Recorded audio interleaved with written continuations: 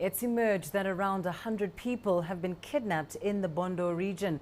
Around 50 gunmen from the rebel Lord's Resistance Army carried out that raid this past weekend.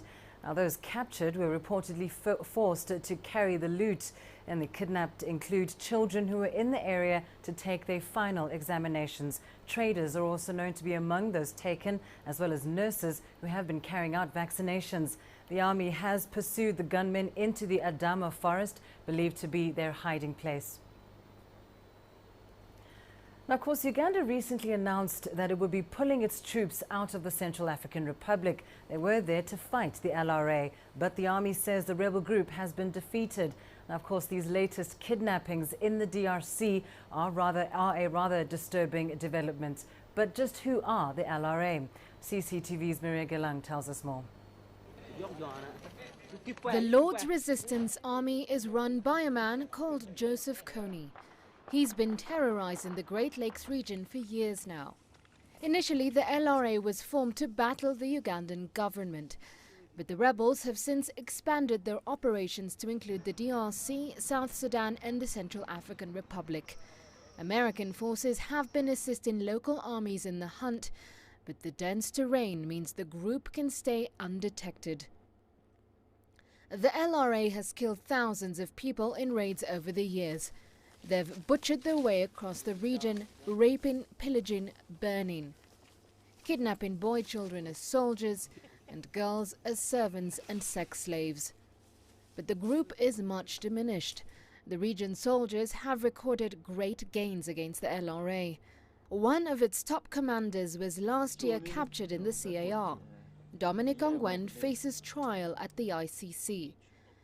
From a rebel army of thousands, Uganda says the LRA has been reduced to just a handful of fighters. But it's also clear from these kidnappings in the DRC that a handful can do a whole lot of damage, and that the LRA perhaps remain a bigger threat to the region than initially estimated. Maria Gelang, CCTV. Now, of course, as we've mentioned, Uganda had earlier said that the LRA no longer posed a significant threat. Let's get you now some more reaction from the country. We're joined live from Kampala by CCTV's Michael Baleke. Michael, has there been any response as yet from Ugandan authorities on the weekend's kidnapping in the DRC?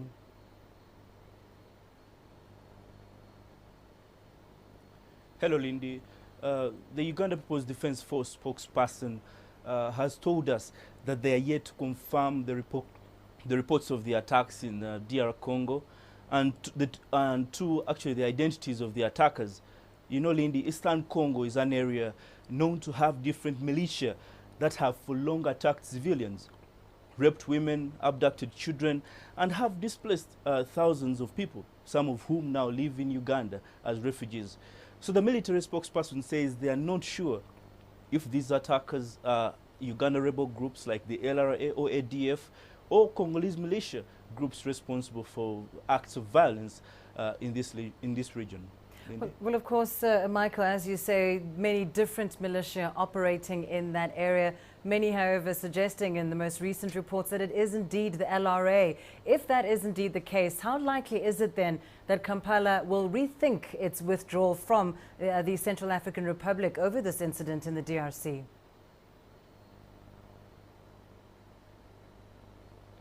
Well, Lindy, a few days ago, I think last Thursday, while speaking to the defense minister, the Uganda defense minister, he told us that Uganda is preparing to exit from the Central African Republic, probably in the next 10 months.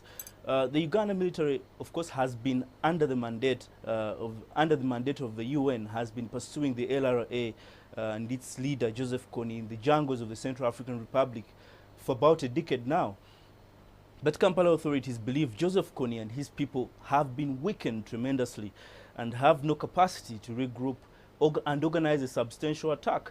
The defense minister told us that the LRA have broken up in real small groups, poaching animals for their survival.